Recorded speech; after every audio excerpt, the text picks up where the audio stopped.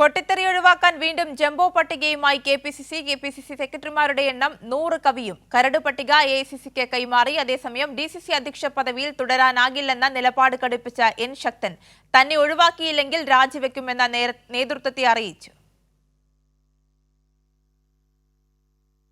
നൃപൻ വിവരങ്ങളുമായി ചേരുന്നുണ്ട്. നൃപൻ, വലിയ വിമർശനങ്ങൾ ഈ ഒരു വിഷയത്തിൽ കോൺഗ്രസ് നേരിടേണ്ടി വന്നു. അത് ഒഴിവാക്കാനുള്ള ഒരു അനുനയ നീക്കം കൂടിയായി ഇതിനെ കണക്കാക്കേണ്ടിയിരിക്കുന്നു. എന്തായാലും ജംബോ പട്ടികയുമായി വീണ്ടും കെ.പി.സി.സി എത്തിയിരിക്കുകയാണ്. സെക്രട്ടറിമാരുടെ എണ്ണം 100 കവിയുമെന്നാണ് അറിയിച്ചിരിക്കുന്നത്. അതേസമയം തന്നെ അധ്യക്ഷ പദവിയിൽ തുടരാനാകില്ല എന്നൊരു നിലപാട് കടുപ്പിക്കുകയാണ് എൻ ശക്തൻ ചെയ്യുന്നത്. തന്നെ ഒഴിവാക്കിയില്ലെങ്കിൽ രാജിവെക്കുമെന്നൊരു മുന്നറിയിപ്പ് കൂടി അദ്ദേഹം നേതൃത്വത്തിന് നൽകുന്നുണ്ട്. താൽക്കാലിക ഡി.സി.സി അധ്യക്ഷനായിട്ടായിരുന്നു എൻ ശക്തനെ നേതൃത്വം തീരുമാനിച്ചത്. ആ പദവിയിൽ തുടരാനാകില്ല എന്നാണ് ഇപ്പോൾ എൻ ശക്തൻ നേതൃത്വത്തെ അറിയിച്ചിരിക്കുന്നത്.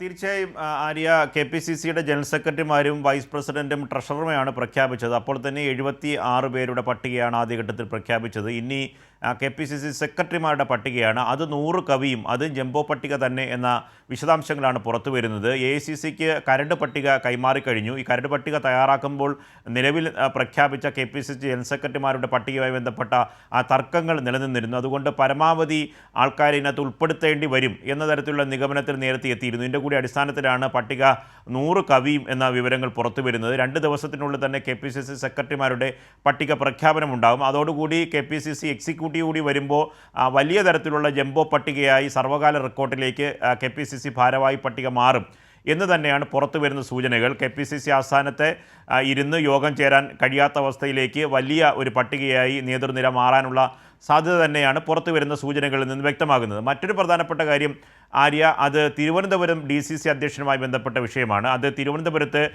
താൽക്കാലിക അധ്യക്ഷൻ്റെ ചുമതല വഹിക്കുന്നത് ഇപ്പോൾ എൻ ശക്തനാണ്. അദ്ദേഹത്തിന് 10 ദിവസം കൊണ്ട് പുതിയ ഭാരവാഹിയെ തീരുമാനിക്കുക, അതുവരെ ഭാരവാഹിത്വത്തിൽ തുടരാൻ ആണ് നിർദ്ദേശം നൽകിയിരുന്നത്. അത് അദ്ദേഹം സമ്മതിക്കുകയും ചെയ്തു. അന്ന് പാലോട് രവി ഈ ടെലിഫോൺ സംഭാഷണത്തിൽ കുടുങ്ങിയാണ് പെട്ടെന്ന് പാലോട് രവിക്ക് ഡി.സി.സി അധ്യക്ഷ സ്ഥാനം രാജിവെക്കേണ്ടി വന്നത്.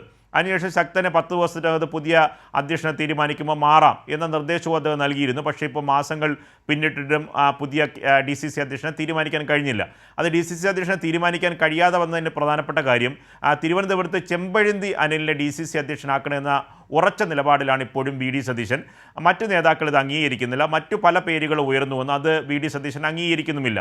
ചെമ്പഴന്തി അനിലിനെ തന്നെ പുതിയ ഡി.സി.സി അധ്യക്ഷനായി തിരുവനന്തപുരത്ത് പ്രഖ്യാപിക്കണം എന്ന ഉറച്ച നിലപാടിലും കടുംപിടുത്തത്തിലുമാണ് വി.ഡി. സതീശൻ. അങ്ങനെയാണ് ഈ തർക്കം കൂടുതൽ നീണ്ടുപോകാനും തീരുമാനം വൈകാനുമുള്ള കാരണം. പക്ഷേ ഇപ്പോൾ ശക്തൻ പറയുന്നത്, എൻ ശക്തൻ, അദ്ദേഹം നിയമസഭാ തെരഞ്ഞെടുപ്പിൽ മത്സരിക്കാൻ താല്പര്യപ്പെട്ട് നിൽക്കുകയാണ്. അദ്ദേഹം ചില മണ്ഡലങ്ങൾ കേന്ദ്രീകരിച്ച് അദ്ദേഹത്തിൻ്റെ പ്രവർത്തനങ്ങൾ നടത്തുന്നുണ്ട്. അപ്പോൾ ആ പ്രവർത്തനത്തിന് സമയം കിട്ടുന്നില്ല. തദ്ദേശ തെരഞ്ഞെടുപ്പ് വരുന്നു, നിയമസഭാ തെരഞ്ഞെടുപ്പിൻ്റെ ഒരുക്കങ്ങൾ നടത്തണം. അപ്പോൾ തലസ്ഥാനത്തെ ഡി.സി.സി അധ്യക്ഷനാകുമ്പോൾ നഗരസഭ പോലെയുള്ള വലിയ ചുമതലകളുണ്ട്. അത് ആ പ്രവർത്തനങ്ങൾ കേന്ദ്രീകരിച്ചാൽ അദ്ദേഹം മത്സരിക്കാൻ ഉദ്ദേശിക്കുന്ന മണ്ഡലത്തിലെ പ്രവർത്തനങ്ങൾക്ക് പോകാൻ കഴിയില്ല. അതുകൊണ്ട് തന്നെ ഒഴിവാക്കി തരണം. ഇനിയും ഒഴിവാക്കിയില്ല എങ്കിൽ താൻ രാജിവെച്ച് പോകും എന്ന തരത്തിലുള്ള സന്ദേശമാണ് നേതൃത്വത്തിനെ അറിയിച്ചിട്ടുള്ളത്. അതുകൊണ്ട് തനിക്ക് ഈ പദവിയിൽ തുടരാൻ കഴിയില്ല. ഇപ്പോൾ അദ്ദേഹം ഡി.സി.സി അധ്യക്ഷൻ്റെ താൽക്കാലിക പദവി തുടരുന്നതുകൊണ്ട് തന്നെ കെ.പി.സി.സി വൈസ് പ്രസിഡൻ്റായിരുന്ന അദ്ദേഹം പുതിയ പട്ടികയിൽ നിന്ന് കെ.പി.സി.സി പദവിയിൽ നിന്നും അദ്ദേഹം തെറിച്ചു.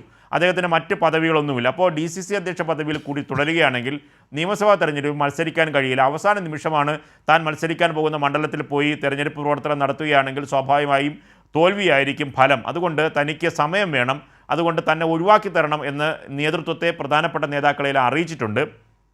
പക്ഷേ നേതൃത്വം അലട്ടുന്ന ഒരു പ്രധാനപ്പെട്ട വിഷയം, ശക്തന് ശേഷം മറ്റൊരാളെ എങ്ങനെ തിരുവനന്തപുരത്ത് ഡി.സി.സി അധ്യക്ഷനായി തീരുമാനിക്കുമെന്ന കാര്യമാണ്. അതിൽ വലിയ തർക്കമുണ്ട്. ചെമ്പഴന്തി അനിൽ എന്ന ഒറ്റ പേരിൽ തന്നെ പ്രതിപക്ഷ നേതാവ് വി.ഡി. സതീശൻ നിൽക്കുകയാണ്.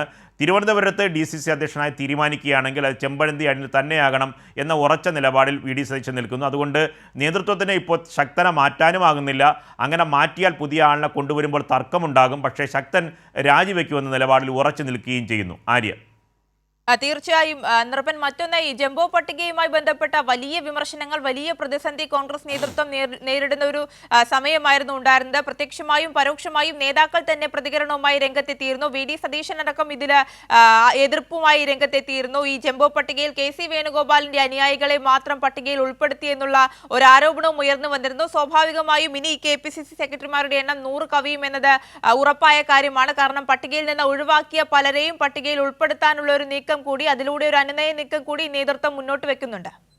ഈ KPCC ജനറൽ സെക്രട്ടറിമാരായോ വൈസ് പ്രസിഡന്റുമാരായോ ട്രഷററായോ പരിഗണിച്ചിരുന്ന ആളിനെ KPCC സെക്രട്ടറി ആക്കാൻ കഴിയില്ല. അങ്ങനെയല്ല, മറിച്ച് A വിഭാഗത്തിനും I വിഭാഗത്തിനും പലതരത്തിലുള്ള പരാതികളുണ്ടല്ലോ. ആ പരാതികളിൽ പറയുന്ന വിഭാഗത്തിലുള്ള നേതാക്കളെ കുറച്ചുകൂടി അക്കോമഡേറ്റ് ചെയ്ത് പ്രശ്നങ്ങൾ പരിഹരിക്കുക എന്ന ലക്ഷ്യവും തന്ത്രവുമാണ് KPCC പയറ്റുന്നത്. പക്ഷേ മുതിർന്ന നേതാക്കളെ ഇനിയിപ്പോൾ ഏറ്റവും മുതിർന്ന നേതാക്കൾ KPCC ഇപ്പോൾ നിലവിൽ വർക്കിംഗ് പ്രസിഡന്റുമാരെന്ന് പറയുന്നത് താരതമ്യേന ജൂനിയർ ആയിട്ടുള്ള നേതാക്കന്മാരാണ്. അതായത് AP അനിൽകുമാറും PC വിശ്വനാഥും ഷാഫി പറമ്പിലുമാണ്.